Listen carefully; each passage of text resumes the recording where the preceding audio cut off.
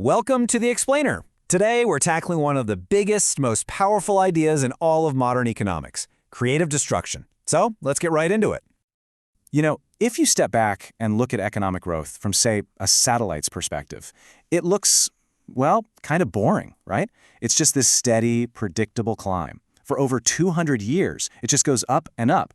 It really looks like a picture of pure stability. But then, you zoom way in, right down to ground level, and what do you see? It is anything but stable. It's an absolute battlefield. You've got these big, established companies, the incumbents, just trying to hold on to their profits. But they're constantly under attack from newcomers who aren't just trying to compete. No, they're trying to do what economists call business stealing. They want to take the whole thing with a brand new idea. Think about it. Ride-sharing versus taxis, smartphones versus film cameras, Netflix versus Blockbuster. It's brutal. So that leaves us with this huge puzzle, right? How on earth do you reconcile these two completely different pictures? How does that smooth, upward-sloping line of growth emerge from all of that chaos and carnage down on the ground? Well, the answer is found in this really powerful idea, a theory that totally changed how we see progress, and it's called creative destruction. So what is it, really? At its heart, creative destruction says that economic growth isn't this gentle, calm tide that lifts all boats. No way. It's a messy, relentless, and super disruptive process. It's all about the new kicking out the old, and that cycle, that very conflict, is the engine that actually pushes the whole economy forward. The guy who really put this idea on the map was the economist Joseph Schumpeter. And for him, all this disruption wasn't some kind of bug in the system. He said it was the system's most important feature.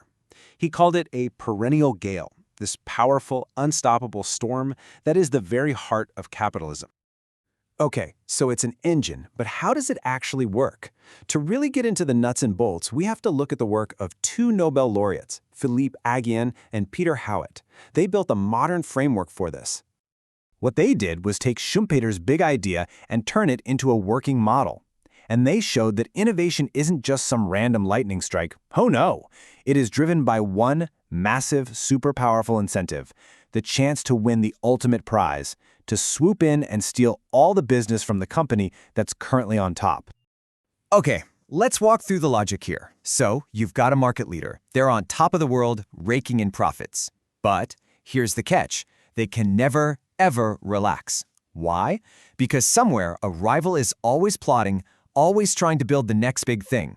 And just the threat of being totally replaced, of being wiped out, actually drags down the long-term value of that top company.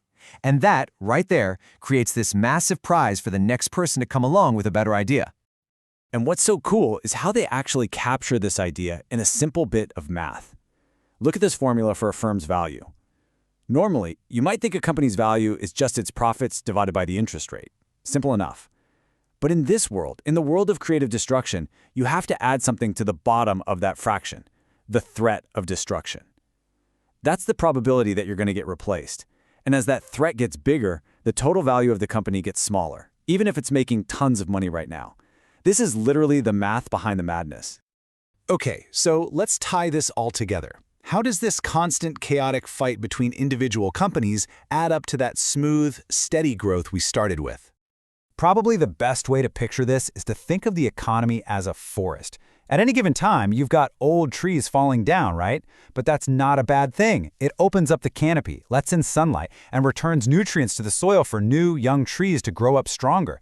The death of individual trees is actually what makes the whole forest healthier and more vibrant in the long run. And check this out. The data totally backs up this story of chaos. In any given year in the US, something like 10% of all companies are brand new. At the same time, another 10% go out of business. And look at the job destruction that goes along with that. Now, of course, new jobs are being created too, but the point is this massive, constant shuffling of people and resources. It's an incredible amount of churn. And here's the key takeaway. This isn't just random noise. This is the main event. Economists figure that a full quarter, 25%, of all our productivity growth, the stuff that actually makes us all wealthier over time, comes directly from this messy process of bad firms dying and good firms taking their place. And that, right there, solves our puzzle. The chaos we see at the ground level isn't some unfortunate side effect of growth. The chaos is the cause of the growth. That constant, endless battle between firms, that is the engine that's creating the smooth, upward line of progress we see from a distance. So this all leads to some really big questions for policymakers, because this powerful engine, well, it doesn't always run perfectly by itself. You see, the theory points out this fundamental conflict. An innovator, the person with the new idea, they're motivated by capturing the entire prize, all of the profits they can possibly steal from the old company. But for society as a whole, the actual benefit is much smaller. It's just the improvement of the new thing over the old thing. So the prize for the innovator is way, way bigger than the net gain for the rest of us. And because of this business stealing effect, the free market, if you just leave it alone, doesn't automatically give us the right amount of innovation. Sometimes that prize is so huge that it leads to a bunch of companies wastefully chasing the same thing. Other times, the prize might not be big enough to get anyone to take the risk. So there's no guarantee it's going to be socially optimal. And this is why all this theory really matters in the real world. For one, it tells us that getting competition policy right is super, super tricky. You need enough competition to light a fire under innovators, but not so much that there's no reward, no prize left to win. It also forces us to be honest about the fact that this whole process creates winners and losers. And if you want people to keep supporting this kind of dynamic growing economy, then having social safety nets, things like unemployment insurance or job retraining, they aren't just nice little extras. They are absolutely essential. They're the shock absorbers for this powerful and sometimes bumpy engine of growth. And that brings us right to today, leaving us with a pretty provocative thought.